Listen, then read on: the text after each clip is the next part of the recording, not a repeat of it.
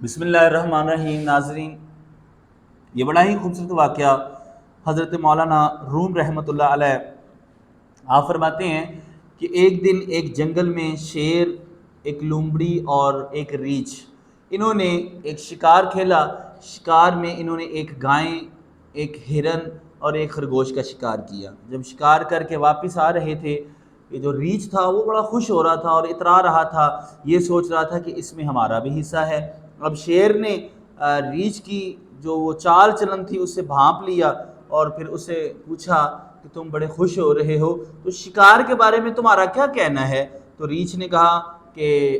شیر، آپ تو بادشاہ ہو جنگل کے، تو ایسا ہے کہ آپ بادشاہ ہے، گائیں آپ رکھ لیں، اس سے میں ذرا چھوٹا ہوں تو ہرن مجھے دے دیں، لومڑی ہم سے چھوٹی ہے، اس کو خرگوش دے دیتے ہیں۔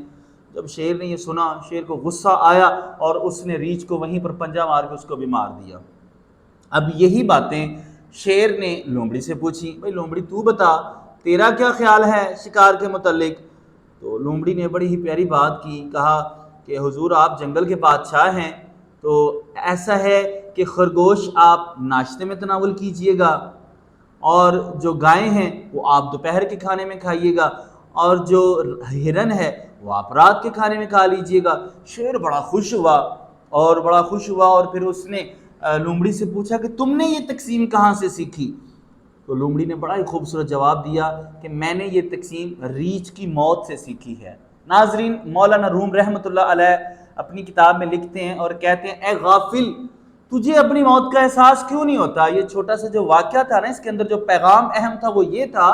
کہ اے غافل، تو اپنی موت کو کیوں بھولا ہوا ہے؟ کیوں بھول گیا اپنی موت کو؟ تیرے سامنے تیرے اپنوں کے جنازے اٹھتے ہیں، تیرے سامنے تیرے اپنے فوت ہو جاتے ہیں، تیرے سامنے تیرے اپنے موت کی نیند میں چلے جاتے ہیں، اور تجھے نظر بھی آتا ہے، پھر بھی تو اپنی موت کو بھول جاتا ہے۔ ناظرین دیکھیں، باہر جنازہ گزرتا ہے، ہم پوچھتے ہیں یہ جنازہ کس کا ہے؟ بتانے والا بتاتا ہے یہ فلاں کا جنازہ ہے، یہ فلاں کی ماں کا، فلاں کے باپ کا، فلاں کے بھائی کا، فلاں کی یہ،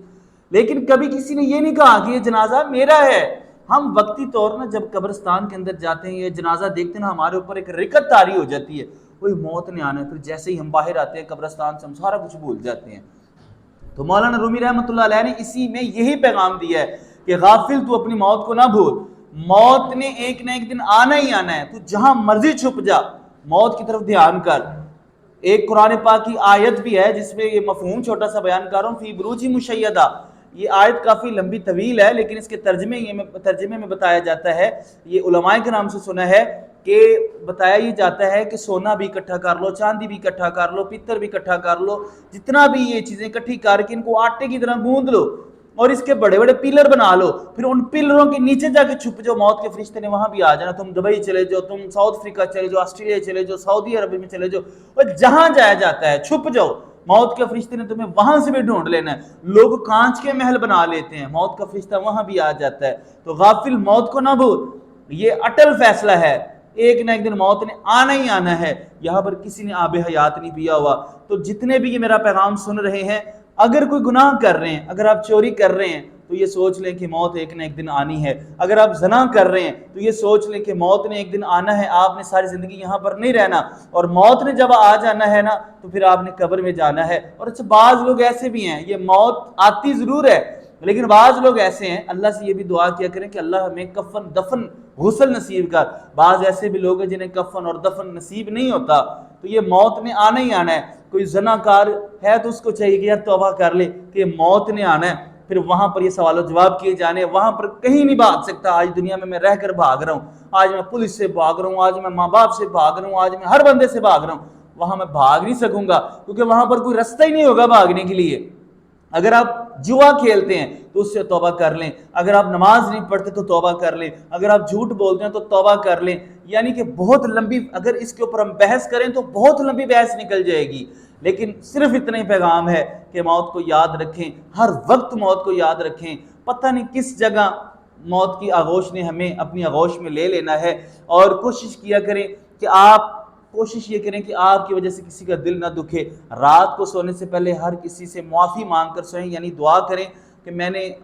جس سے بھی، اگر میری وجہ سے کسی کا دل ٹوٹا ہے تو میں نے اس کو معاف کر دیا، یا کسی نے میرا دل توڑا ہے میں نے بھی معاف کیا اور میں بھی معافی مانگتا ہوں۔ اور کوشش بھی کیا کریں کہ ایک دوسرے کے ساتھ روزمرہ کی لائف میں معافی طلب کیا کریں۔ اگر آپ نے کسی کا دل دکھایا ہوا اور آپ کو موت آ گئی تو آپ کا قبر میں سخت آپ سے سوالات کیے جائیں گے اور سخت عذاب سے آپ کو نوازا جائے گا۔ تو اس لیے کوشش کریں کہ رات سونے سے پہلے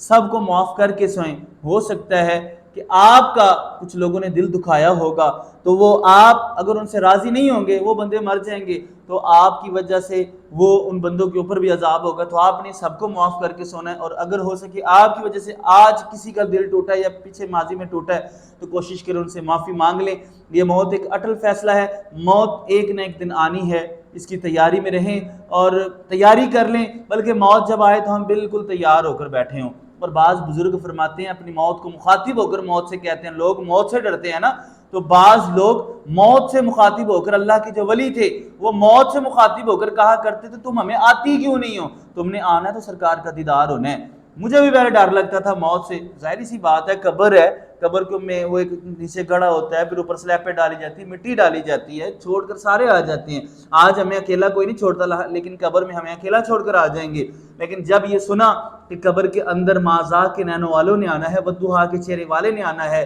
اور میرے آقا صلی اللہ علیہ وسلم آئیں گے، تو پھر جب یہ سنا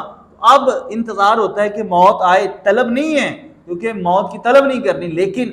یہ کرتے ہیں خیال کہ موت آئے گی تو سرکار کا دیدار ہوگا۔ تو ناظرین اپنی موت کی تیاری میں رہا کریں اور کوشش کیا کریں کہ جب بھی موت آئے آپ غسل آپ کا ہوا ہو اور آپ بالکل تیار ہوں اور موت کی آغوش میں ہم لپٹ جائیں۔